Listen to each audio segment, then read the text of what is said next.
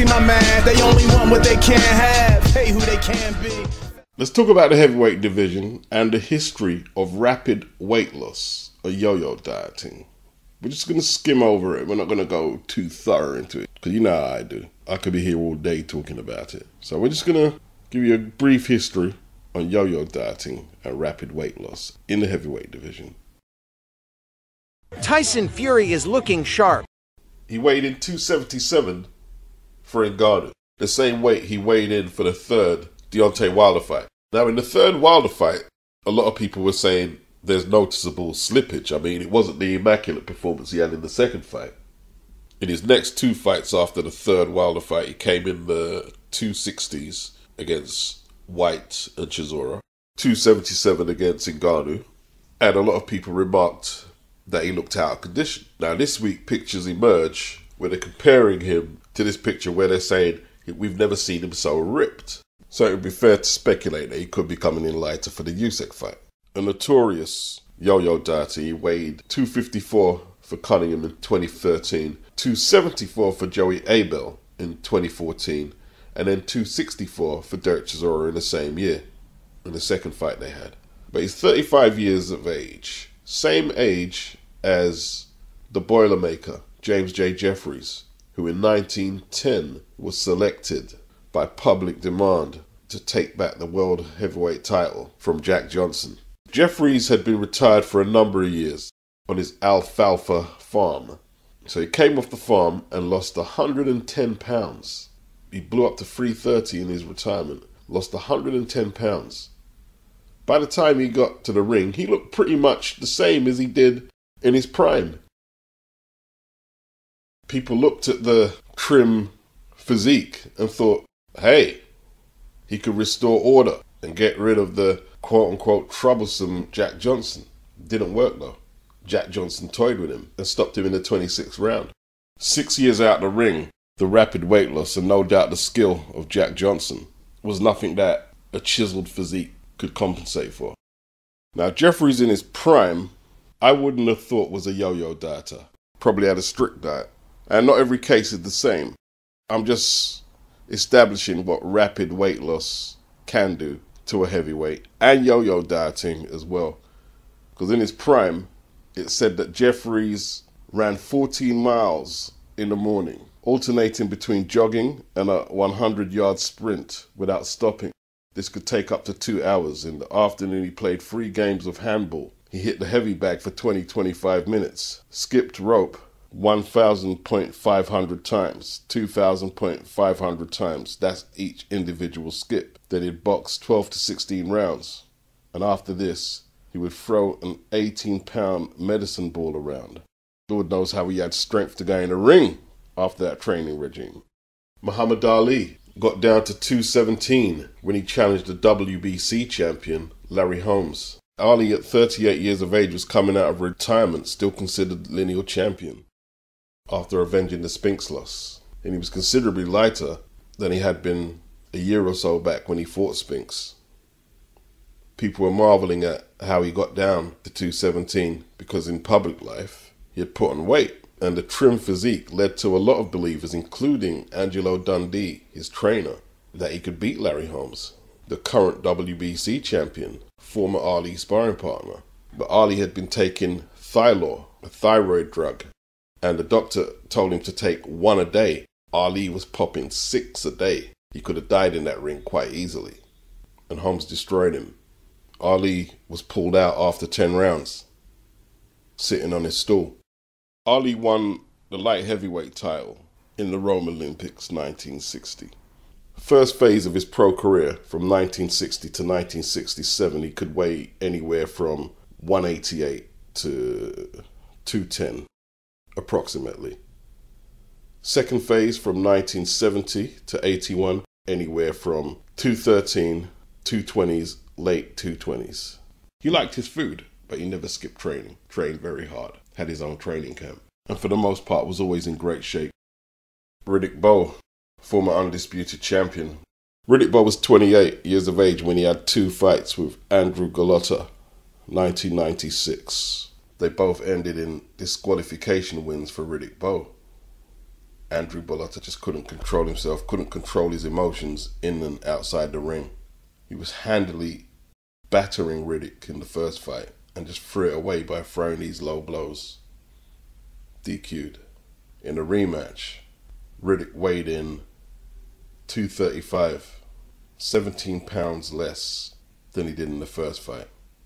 Rapid weight loss. Now, Golota, once again, repeated the same thing, threw the fight away with this ill discipline and this just mental issues, it has to be said. And he was DQ'd again, low blows.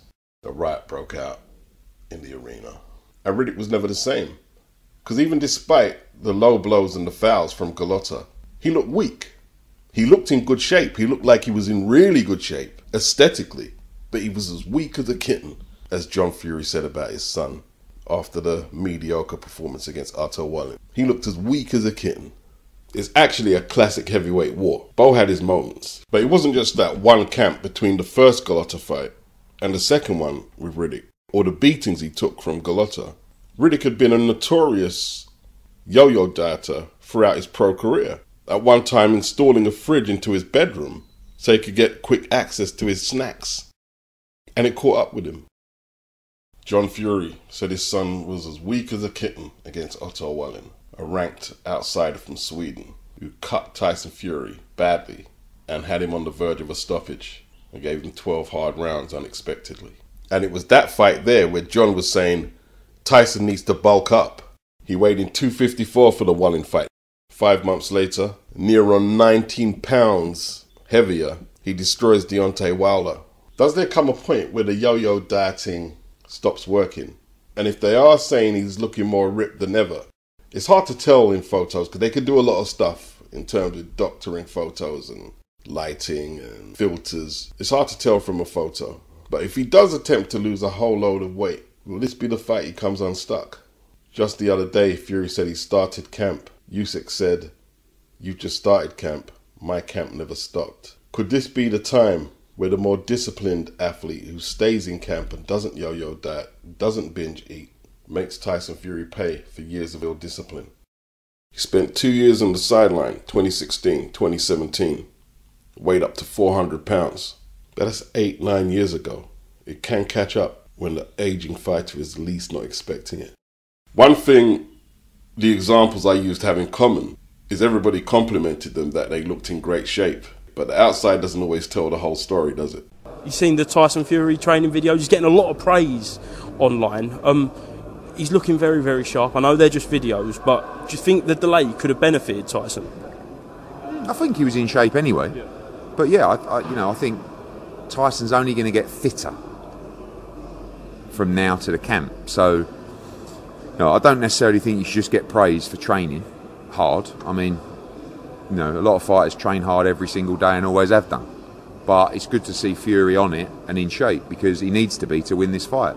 Now, we've got to wait for the weigh-in, see what condition both fighters are in and how much they weigh before we make any other assessments. But a lot of fighters put out their training videos, tell the world they're feeling like Superman. Sometimes it's true. And a lot of times it's a bluff. You don't want to let the ops know. Look at me using the slang. Ops. You don't want to let the ops know that you've been eating donuts and Twinkies and you ain't about that life no more. I mean, how many fighters have we heard say they're in great shape, clearly in decline or clearly underprepared? I think Fury is training hard, but I do think he's bluffing Usyk as well. I mean, I don't believe that he just had this terrible, terrible training camp against Ngannou. But this time around, he's not going to have no issues in camp. I don't believe that. Usyk, apart from your camp started the other day, mine never stopped. He's played his cards close to his chest. And, like a good example of what I'm saying with fighters telling us that they're in great shape and not performing is Tyson Fury's last fight, Ngannou. I'm not overlooking it. I've trained really hard for it. Then on the scale, he came in at 270 plus and got knocked down and arguably lost the fight. Yeah, a lot of people are buzzing. Tyson's in shape, and that's good. Because now the punters are excited. You want to be excited before the main event. Let's hope he is in top shape, him and Usyk, and that we don't get an anticlimactic ending that right eye cut in the sparring opens up. You gotta remember, it's only 2 months away. There's promoters and Turki Al Sheikh's people who want to sell pay-per-views here. Make no mistake. So Tyson Fury, whose reputation has needed a lot of PR recently, he needs to put out videos like that. He needs to let everyone know that, yes, it's the old Tyson Fury. Remember, it was late January, before the cut in sparring, where Johnny Nelson told us this. Don't want to misquote you or don't want to say that you said anything wrong, but you did talk about Tyson Fury's training camp, said that it hasn't been the best one. Supposing those rumours are true, very concerned going into the Alexander Usyk fight? Yeah, of course I'm concerned. I've always said Tyson Fury beats Alexander Usyk. After his last fight against Ngannou, I'm like, yeah, I'm giving excuses for it. You say, you know what, he didn't respect the man. You know, there's no way. Because if he fights him again, that will never happen again. But you hear him confining things, and when you hear his father say training camp wasn't great, his brother say he's got too many yes men around him, after that fight you're thinking, am I right? I hope I'm wrong. Now Tyson Fury has been very, very uncommonly quiet in the build-up to this, which concerns me. And then when you hear rumours of what's happening in the gym, you're like, nah, they're rumours. But when you hear from one or two people close in the gym, you can't say where they've come from, but you're hearing them like, oh, come on, man. So now, is it time catching up on certain people? Everybody's saying Tyson looks in great shape, and just the other week, remember there were leaks in camp. Sparring partners were knocking him all about the place. Jaya Pattaya was sent home. There was rumours that he knocked Fury down. Not the first cruiserweight champion to deck him. Yeah? Not the first. Decked by a cruiserweight in sparring, allegedly, and that's on the back of getting decked by Francis Ngannou and scraping a split decision against an MMA fighter with no professional boxing experience. Now, all the sparring rumours you can say it's all bullshit. But 10 rounds, we saw 10 rounds of Fury and his mediocrity against Francis Ngannou. And just the other week, we saw what AJ did to Ngannou.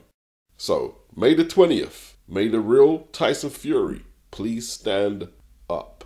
Yeah, Live J, 5, 2011.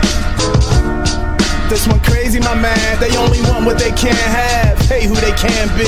Fell at plan A, never made plan B. They don't understand me because I stand for something. They can't stand me. Quick to say, man, he frontin', can't see past my past. I survived a crash. I never cried, I laughed. I'm qualified to brag. I decided I'm